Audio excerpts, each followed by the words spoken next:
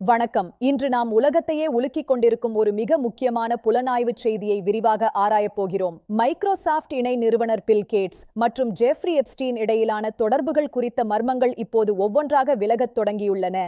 சமீபத்தில் தனது அறக்கட்டளை ஊழியர்களுடனான ஒரு ரகசிய கூட்டத்தில் பேசிய பில் கேட்ஸ், ஜெஃப்ரி எப்ஸ்டீன் உடனான தனது கடந்த கால நட்பு ஒரு மிகப்பெரிய தவறு என்று ஒப்புக்கொண்டு பகிரங்கமாக மன்னிப்பு கேட்டுள்ளார். இந்த தொடர்பு அவரது தனிப்பட்ட நற்பெயருக்கு மட்டுமல்லாமல், அவர் பல ஆண்டுகளாக கட்டியெழுப்பிய பில் அண்ட் மெலிண்டா கேட்ஸ் அறக்கட்டளையின் உலகளாவிய பெயருக்கும் பெரும் கலங்கத்தை ஏற்படுத்தியுள்ளதை அவர் இந்த கூட்டத்தில் மிகவும் வருத்தத்துடன் ஒப்புக்கொண்டார். பில் கேட்ஸ் போன்ற ஒரு உலக புகழ்பெற்ற மனிதர் இத்தகைய சர்ச்சைகளில் சிக்கியது அவரது அறக்கட்டளையின் செயல்பாடுகள் மற்றும் அதன் நம்பகத்தன்மை குறித்த பல கேள்விகளை உலக அரங்கில் எழுப்பியுள்ளது. ஜெஃப்ரி எப்ஸ்டீன் ஒரு தண்டிக்கப்பட்ட குற்றவாளி. 2008ஆம் ஆண்டிலேயே அவர் சிறுமிகளைச் சுரண்டிய குற்றத்திற்காக அமெரிக்க நீதிமன்றத்தால் தண்டனை பெற்றவர் என்பது உலகம் முழுவதும் அறிந்த ஒரு கசப்பான உண்மை. எப்ஸ்டீன் தனது அருவருப்பான குற்றங்களுக்காக ஏற்கனவே சிறை தண்டனை அனுபவித்து வந்தவர். அவரது பின்னணி குறித்து பல சர்ச்சைகள் நிலவி வந்த போதிலும் பில் கேட்ஸ் அவருடன் சந்திப்புகளை தொடர்ந்தார். புதிய தகவல்களின்படி இவர்களது சந்திப்புகள் 2013ஆம் ஆண்டில் தொடங்கின.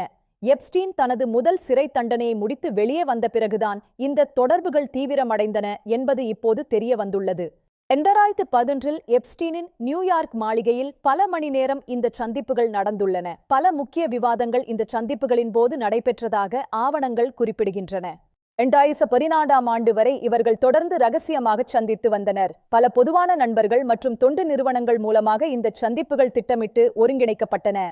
மெலிண்டா கேட்ஸ் அப்போதே எப்ஸ்டீன் குறித்து தனது கடுமையான கவலைகளை பகிர்ந்திருந்தார். அவரது நடத்தை மற்றும் குற்ற பின்னணி குறித்து அவர் பில் கேட்ஸை பலமுறை எச்சரித்திருந்தார்.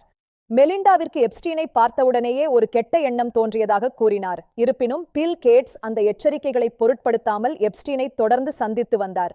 இந்த ஜாப்கள் அவர்களின் 27 ஆண்டுகால திருமண வாழ்க்கையில் ஒரு பெரிய விரிசலை ஏற்படுத்தத் தொடங்கிய ஒரு முக்கிய காரணியாக இப்போது பார்க்கப்படுகிறது. இது அவர்களுக்குள் இடைவெளியை அதிகரித்தது. 2021ஆம் ஆண்டில் நடந்த இவர்களது விவாகரத்திற்கு எப்ஸ்டீனுடனான இந்த தொடர்பு ஒரு மிக முக்கியமான காரணம் என்று மெலிண்டா பகிரங்கமாக தெரிவித்துள்ளார். இது உலகத்தையே ஆச்சரியப்படுத்தியது.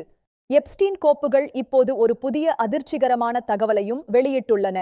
பில் கேட்ஸ் 2 ரஷ்ய பெண்களுடன் திருமணத்திற்கு அப்பாற்பட்ட உறவு வைத்திருந்ததை இப்போது ஒப்புக்கொண்டுள்ளார். அவர்களில் ஒருவர் மிலா அந்தோனோவா. இவர் ஒரு ரஷ்ய பிரிட்ஜ் விளையாட்டு வீராங்கனை.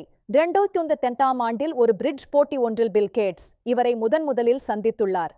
அந்தோனோவாவுடனான உறவு பல ஆண்டுகள் நீடித்ததாக கூறப்படுகிறது. எப்ஸ்டீன் இந்த தகவல்களை அறிந்திருந்தார் மற்றும் இதை பயன்படுத்தி கேட்ஸை மிரட்டத் திட்டமிட்டார். மிலா ஒரு கோடிங் பள்ளியை தொடங்க விரும்பினார். இதற்காக நிதி உதவி தேடிக் கொண்டிருந்த போது அவர் எப்ஸ்டீன் மூலம் கேட்ஸிடம் உதவி கோரியுள்ளார். எப்ஸ்டீன் இதை பயன்படுத்திக் கொண்டார். இரண்டாவது பெண் ஒரு ரஷ்ய அணுக்கரு இயற்பியலாளர். வணிகச் சந்திப்புகள் மற்றும் அறிவியல்சார் கூட்டங்களின் மூலம் பில் கேட்ஸ் இவருடன் நெருக்கமாக இருந்ததாக நீதித்துறை கோப்புகள் தெரிவிக்கின்றன. இந்த விவகாரங்கள் அனைத்தும் எப்ஸ்டீன் மூலம் பில் கேட்ஸிற்கு தீராத தொந்தரவுகளை ஏற்படுத்தின. அவரது தனிப்பட்ட வாழ்க்கை இப்போது பொதுவெளியில் கடுமையான விமர்சனத்திற்கு உள்ளாகியுள்ளது. இந்த தொடர்புகளை அறிந்த ஜெஃப்ரி எப்ஸ்டீன் பில் கேட்ஸை தனது கட்டுப்பாட்டில் கொண்டுவர இந்த ரகசியங்களை பயன்படுத்த திட்டமிட்டார். அவர் ஒரு மிக தெளிவான மிரட்டல் உத்தியை கையாண்டார்.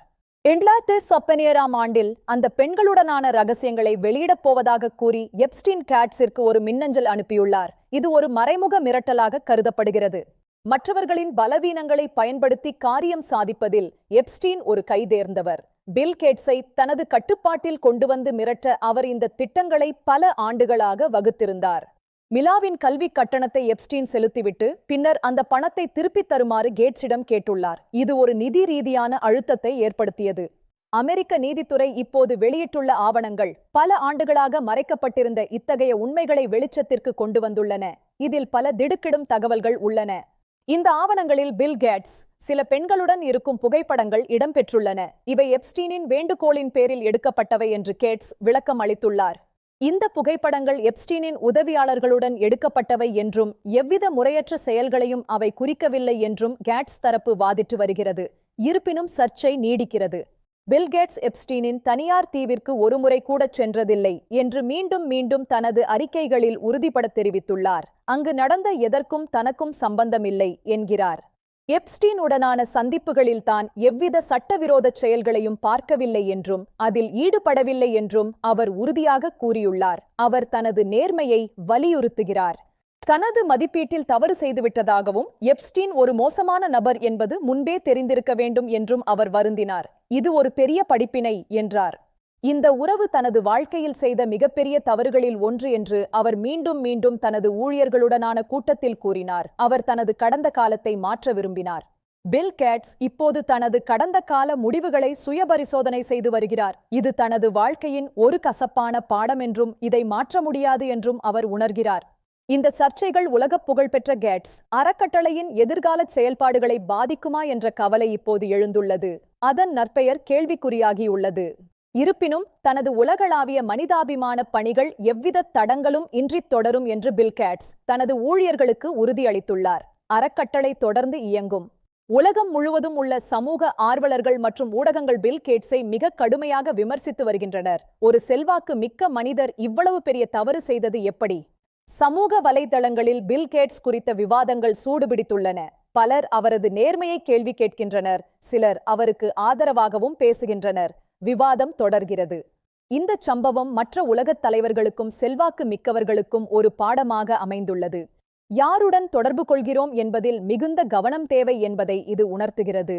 பில்கேட்ஸின் இந்த மன்னிப்பு மற்றும் வெளிப்படையான ஒப்புதல் அவரது நற்பெயரை மீண்டும் மீட்க உதவுமா என்பதை பொறுத்திருந்துதான் பார்க்க வேண்டும். மக்கள் என்ன நினைக்கிறார்கள்? இந்த விரிவான ஆய்வு உங்களுக்கு ஒரு தெளிவான பார்வையை அளித்திருக்கும் என்று நம்புகிறோம். இதுபோன்ற முக்கிய தகவல்களுக்கு தொடர்ந்து இணைந்திருங்கள். நன்றி.